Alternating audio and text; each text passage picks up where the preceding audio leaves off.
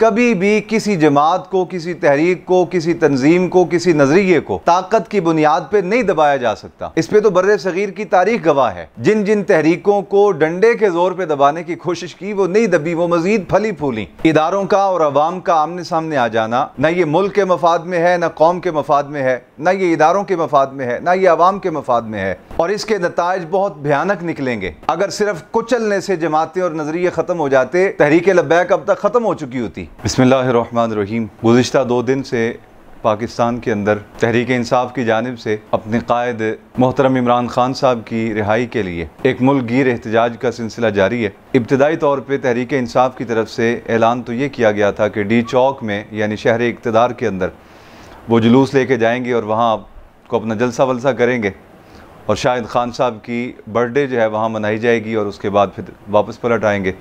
लेकिन ज़ाहिर है कि जब तहरीकें, तंजीमें और जमातें कोई कॉल देती हैं तो अगर वो कॉल पुरअमन रहे तो फिर तो मामला खैर खैरियत से निपट जाता है। और अगर हुकूमत की तरफ से रुकावटें खड़ी की जाएँ, इक़्तिदार के ऐवानों में बैठे हुए अफराद की जानिब से ऐसे फ़ैसले सादर किए जाएँ कि जिसके नतीजे में एहतजाज के अंदर सख्ती आ जाए, लोगों के अंदर गुस्सा पैदा हो जाए और बेजा रुकावटों की वजह से हज़ारों लाखों लोग वो जो जुलूस में मौजूद होते हैं और फिर उनके वास्ते से पीछे लाखों ख़ानदान जो मौजूद होते हैं, तो एक गुस्सा और इंतशार की कैफियत बनती है। चूँकि शहर इक़्तिदार इस्लामाबाद के अंदर फ़ौज तैनात कर दी गई, रुकावटें खड़ी की गई, मुख्तलिफ सिक्योरिटी इदारों के ज़रिए उस जुलूस को रोका गया जो गालिबन खैबर पख्तूनख्वा से आ रहा था। उसका नतीजा ये निकला कि फिर ये एहतजाज पूरे मुल्क में फैल गया।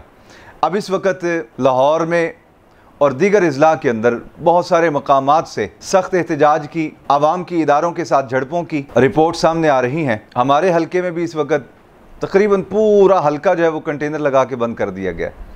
जो मेन शाहराहें थी वो सारी बंद कर दी गई। लाहौर के दाखिली और ख़ारजी सारे रास्ते बंद कर दिए गए। नाचीज़ ने भी आज लाहौर से बाहर एक जगह खिताब के लिए जाना था, रास्ते बंद होने की वजह से वो भी ना जा सका। सारा दिन अपने हल्के के लोगों से मुलाकात का सिलसिला रहा। लोगों का कारोबार बिल्कुल अपसेट है, मार्केटें बिल्कुल सुनसान थी, लोग परेशान हाल थे। बहुत सारे लोगों ने बताया कि ओवरऑल कारोबार के कोई इतने अच्छे हालात नहीं, लेकिन फिर भी जब आते हैं तो चलो कुछ ना कुछ कमा के ले ही जाते हैं। आज तो हालात ये हुए कि सारा दिन चाय का कप भी अगर पिया है तो वो अपनी जेब से पिया है, पानी का गिलास भी पिया है तो वो अपनी जेब से पिया, यानी बिल्कुल कोई बिक्री नहीं हुई। कारोबार बिल्कुल बंद रहे, मार्केटें सुनसान रहीं। चूंकि रास्ते बंद हैं तो रास्ते बंद होने की वजह से ना बाहर से लोग आ सकते हैं, ना यहाँ से जा सकते हैं। अब ये जो एहतजाज है ये मजीद बढ़ता जा रहा है। इदारों का और अवाम का आमने सामने आ जाना न ये मुल्क के मफाद में है, न कौम के मफाद में है, न ये इदारों के मफाद में है, न ये अवाम के मफाद में है, और इसके नताइज बहुत भयानक निकलेंगे। किसी सूरत भी पाक फौज को और अवाम को आमने सामने नहीं होना चाहिए। पाकिस्तान के सिक्योरिटी इदारों को और अवाम उन्नास को आमने सामने नहीं होना चाहिए।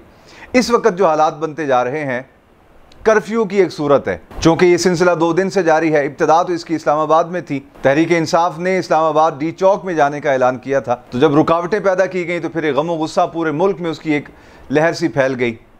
अब इस वक्त तकरीबन पाकिस्तान के बड़े बड़े शहर जो हैं वो बंद पड़े हैं। गरीब तबका जो है वो तो अपनी रोटी के सिलसिले में परेशान है। जाहिर है कि लाखों करोड़ों गुरबा ऐसे पाकिस्तान में हैं कि जिन्होंने रोज़ाना कमाना है और अपने लिए, बच्चों के लिए लेके जाना है। कुछ ऐसे खुशनसीब है कि जिनको 2 दिन अगर ना भी बिक्री हो तो उनका गुजारा और निज़ाम चल जाता है। लेकिन बड़ी तादाद पाकिस्तान में ऐसे अफराद की है कि जिन्होंने डेली बेसिस पे कमाना है और कमा कर अपने और अपने बच्चों के लिए लेके जाना है। उन लाखों करोड़ों अफराद का क्या कसूर है कि जिनकी 2 दिन से रोजी रोटी बंद है।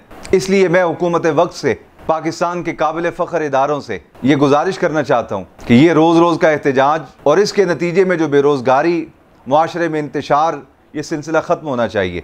झगड़ा और फसाद किसी मसले का हल नहीं। दूसरी बात यह भी है कि कभी भी किसी जमात को, किसी तहरीक को, किसी तंजीम को, किसी नज़रिए को ताकत की बुनियाद पर नहीं दबाया जा सकता। इस पे तो बर्रे सगीर की तारीख गवाह है। जिन जिन तहरीकों को डंडे के जोर पे दबाने की कोशिश की वो नहीं दबी, वो मजीद फली फूली। आप 1857 से लेके 1947 तक की तहरीक देख लें और फिर 47 से लेके आज तक के हालात देख लें। पूरे मुल्क के अंदर कोई तहरीक किसी ज़िले की बुनियाद पे बनी या किसी सूबे की बुनियाद पे बनी या ओवरऑल पूरे मुल्क तक उसकी जड़ें फैली, जिसको डंडे के जोर पे दबाने की कोशिश की गई वो मजीद फैल गई। इस वजह से ये हल नहीं।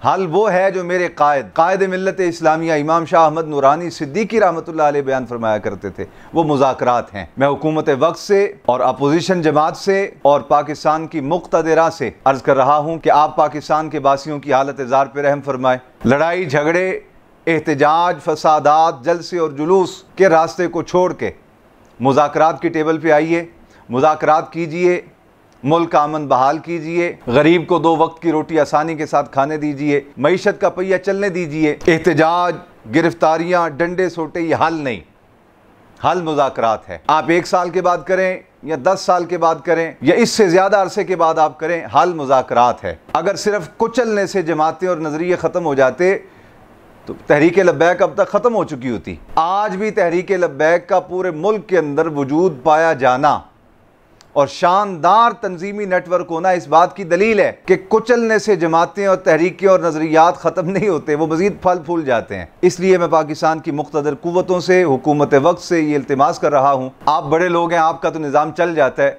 लेकिन इस तरह के मामलात में और मुल्क के अंदर जारी एहतजाज के नतीजे में गरीब पिस जाता है, उसके बच्चे भूखे और प्यासे रह जाते हैं। इसलिए आपने जो हफ्ता 10 दिन ठहर के मुज़ाकरात का टेबल सजाना है, आज ही मुज़ाकरात कीजिए, इस मामले को हल कीजिए। अल्लाह रब्बुल आलमीन आप सबको बरकतें अता फ़रमाए और मेरे वतन पाकिस्तान को अमन, सुकून, इस्तेहकाम का गहवारा बनाए और इस वतन में निज़ाम मुस्तफ़ा को जारी और सारी फरमा दे और इस वतन के बासियों को इज़्ज़त वाला निज़ाम अता फ़रमा दे। अस्सलामु अलैकुम व रहमतुल्लाहि व बरकातुहू।